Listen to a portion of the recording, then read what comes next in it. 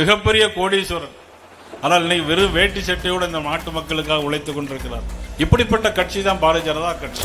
ஒவ்வொரு பிள்ளைகளும் படிக்க வேண்டும் என்று கண்ணும் கருத்துமாக விளங்கியவர் கர்ம வீரர் காமராஜர் அவர்கள். ஆட்சி பொறுப்பேற்று இதே மாவட்டத்தில் மட்டும் 1500 பிள்ளைகள் +2 படிக்க முடியாமல் தன்னுடைய படிப்பை நடுவழியிலே நிறுத்திவிட்டு சென்றிருக்கிறது இதே மாவட்டத்தில் என்று சொன்னால் எவ்வளவு மோசமான ஒரு. ரேஷன் கடையில் அனைத்து பொருட்களும் ஃப்ரீயாக கொடுப்பது மத்திய அரசு, அதை மாநில அரசு இன்னைக்கு தான் தருகிறோம் என்று ஒரு. இப்படியாக ஒரு மத்திய அரசும் மாநில அரசும் சேர்ந்தால்தான் எல்லா விஷயங்களையும் பெற்றுத்தர முடியும். இன்றைக்கு மத்திய அரசுடைய துணை இல்லாமல் மாநில அரசு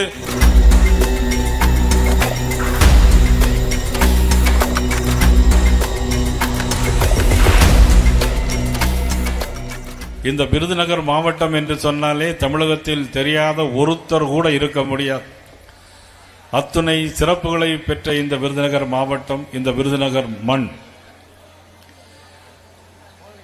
பராசக்தி அம்மன் அருள் பாலிக்கின்ற இந்த இடத்தில், வேலவன் அருள் பாலிக்கின்ற இந்த இடத்தில், இருக்கன்குடி மாரியம்மன் அருள் பாலிக்கின்ற இந்த சாத்தூர் மண்ணில், இதே மாவட்டத்தில் தான் ஸ்ரீலிபுத்தூர் ஆண்டாள் அருள் பாலித்துக் கொண்டிருக்கிறது மட்டுமல்ல, தமிழ்நாட்டினுடைய கோபுரத்தின் சின்னமாக விளங்குவதும் இந்த விருதுநகர் மாவட்டம். அவ்வளவு பெயர் போற மாவட்டம். அது மட்டுமா, விருதுநகர் என்று சொன்னாலே எல்லோருக்கும் நினைவுக்கு வருவது பெருந்தலைவர் காமராஜர். கல்விக்கண் திறந்த காமராஜர். காமராஜரை தந்த மண் இந்த மண். ஒரு முதலமைச்சரையா தந்த மண் இந்த மண். 3 முதலமைச்சர்களை தந்த மண் இந்த மண். முதலிலே சுப்பிரமணிய ராஜா அவர்களை தந்த மண் இந்த மண். 2வது முதலமைச்சர் கர்ம வீரர் காமராஜர் அவர்கள். 3வது முதலமைச்சர் யார் தெரியுமா? 3வது முதலமைச்சர் யார் சொல்லுங்க பார்க்கலாம்.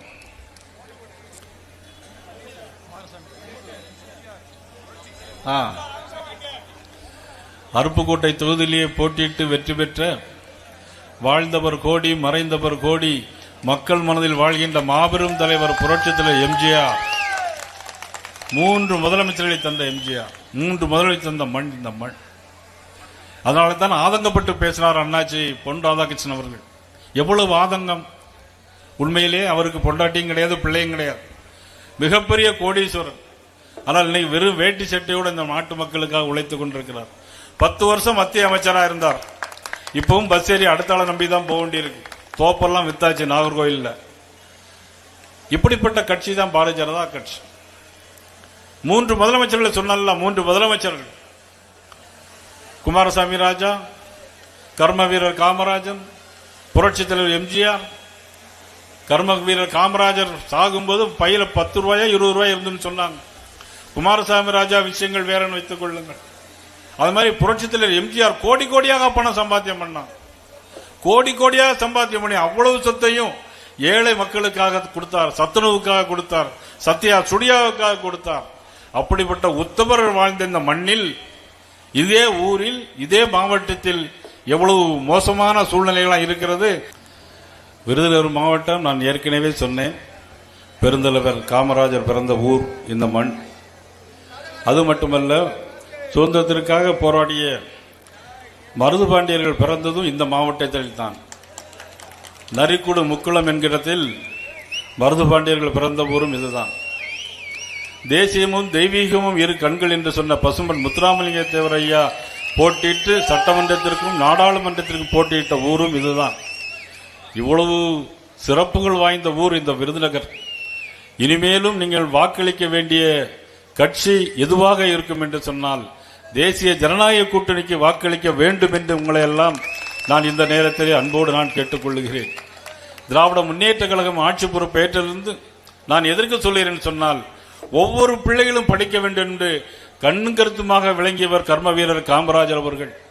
ஆட்சி பொறுப்பேற்று இதே மாவட்டத்தில் மட்டும் 1500 பிள்ளைகள் +2 படிக்க முடியாமல் தன்னுடைய படிப்பை நடுவழியிலே நிறுத்திவிட்டு சென்றிருக்கிறது இதே மாவட்டத்தில் என்று சொன்னால் எவ்வளவு மோசமான ஒரு சூழ்நிலையை இந்த ஆட்சி கொண்டிருக்கிறது என்பதுதான் நாம் சிந்தித்து பார்க்க வேண்டும்.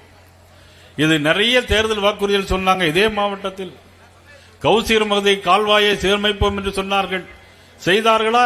இதுவரையிலும் செய்யவில்லை. 10,000 கோடி ரூபாய்க்கு மேலாக நீர் மேலாண்மை அமைப்போம் என்று சொன்னார்கள்.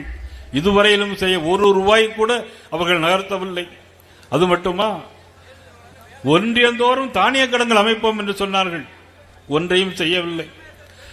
எல்லா ஆறுகளிலும் 1000 தடுப்பணைகள் கட்டித் தருவோம் என்று அண்ணன் துரைமுருகன் அவர்கள் சட்டமன்றத்தில் பேசினார்கள். இதுவரையிலும் செய்யவில்லை. இதை வீடியோவில் பார்த்திருக்கலாம். இங்க அருப்புக்கோட்டையிலும் ராஜபாளையத்தில் நெசவாளர்கள் அதிகமாக இருக்கின்ற பகுதி இந்த பகுதி. ஆனால் நெசவாளர்கள் கூட்டுறவு சங்கம் மூலம் வட்டியை குறைப்போம் என்று சொன்னார்கள். குறைத்தார்களா என்று சொன்னால் இதுவரையிலும் குறைக்கவில்லை. இப்படியான ஆட்சி தான் இந்த ஆட்சி. விருதுநகர் தமிழ்நாடு என்று பெயர் வைக்கிறதுக்கு காரணமாக இருந்த சங்கரலிங்கனார் பிறந்த ஊரும் இதே ஊர்தான். பெருந்தலைவர் காமராஜர் பிறந்த ஊரும் இதேதான்.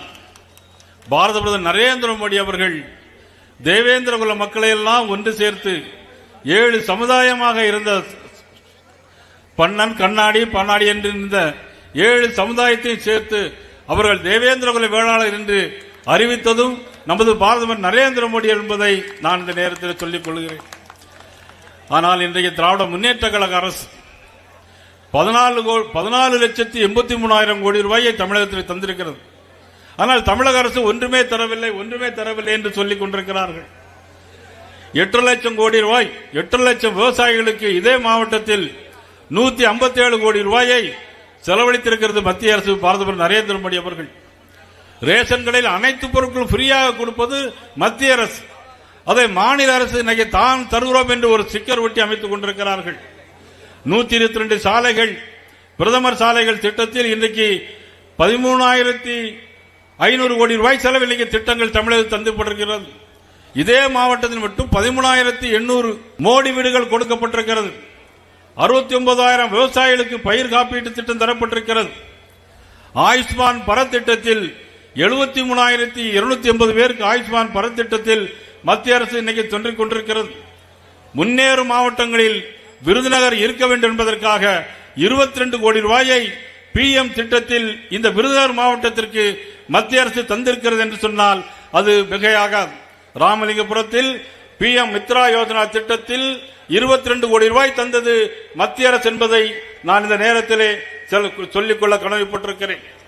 10,000 கோடி ரூபாய்க்கு மேலாக இதே ஊரில் 10,000 கோடி ரூபாய்க்கு மேலாக 1 லட்சம் பேருக்கு வேலை வாய்ப்பு கிடைக்கிற இடத்துல இன்னைக்கு ஜவுளி திட்டத்தை கொண்டு வந்தது மத்திய அரசு. இவ்வளவு பெரிய திட்டங்களையும் மத்திய அரசு தந்திருக்கிறது என்று சொன்னால் அதற்கு காரணம் பாரத பிரதமர் நரேந்திர மோடி அவர்கள். இங்கே விருதுநகரிலே மருத்துவக் கல்லூரி வந்திருக்கிறது.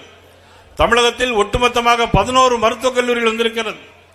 11 மருத்துவக் கல்லூரிகளையும் கொடுத்தது பாரத நரேந்திர மோடி அவர்கள். பெற்று தந்தது அன்றைக்கு முதலமைச்சராக இருந்த நமது அண்ணன் எடப்பாடியார்கள் என்று சொன்னால் இவகையாகாது. இப்படியாக ஒரு மத்திய அரசும் மாநில அரசும் சேர்ந்தால்தான் எல்லா விஷயங்களையும் பெற்றுத்தர முடியும். அந்த வகையில் இந்த அரசாங்கம், தமிழ்நாடு அரசாங்கம் மத்திய அரசோடு ஒரு மோதல் போக்கை கொண்டிருக்கிறது. எந்த மத்திய அரசுடைய திட்டங்களும் இங்கு வருவதில் சொன்னால் அதற்கு மாநில அரசும் மத்திய அரசோடு ஒத்துப்போனால் தான் செய்ய முடியுமே தவிர எந்த சூழ்நிலையிலும் இன்றைக்கு மத்திய அரசுடைய துணை இல்லாமல் மாநில அரசு எதையும் ஏற்றுக்கொள்ள முடியாது என்று கேட்டுக்கொண்டு இந்த நிகழ்ச்சியை சிறப்பான முறையில் ஏற்பாடு செய்த நமது பாண்டரங்கன் அவர்களுக்கும் அண்ணன் அனைவருக்கும் எனது நன்றியை தெரிவித்துக் கொள்வதோடு அண்ணன் பொன் ராதாகிருஷ்ணன் சொன்ன விஷயங்கள் ஒரே ஒரு 2 விஷயங்கள். கஞ்சா போதைப் பொருட்கள் இன்னைக்கு நாடு முழுக்க அதிகமாக கொண்டே போகிறது. அதை தடுத்து நிறுத்த வேண்டும். எதிர்கால சந்தையினர் வாழ்வை நாம் பாதுகாக்க வேண்டும். அதற்காக இன்றே நாம் சூளுரை ஏற்க வேண்டும். அனைத்து இந்திய அண்ணா திராவிட முன்னேற்ற கழகம், பாரதிய ஜனதா கட்சி, தமிழ் மாநில காங்கிரஸ், தென்னிந்திய ஃபார்வர்ட் பிளாக், ஐக்கிய ஜனநாயக கட்சி, புதிய நீதி கட்சி ஆகிய எல்லா கட்சிகளும் ஒன்று சேர்ந்து நாம் வரக்கூடிய தேர்தலில் தேசிய ஜனநாயக கூட்டணியை வெற்றி பெற செய்ய பாடுபட வேண்டும் என்று இந்த நேரத்தில் கேட்டு வாய்ப்புக்கு நன்றி கூறி விடைபெறுகிறேன். நன்றி, வணக்கம்.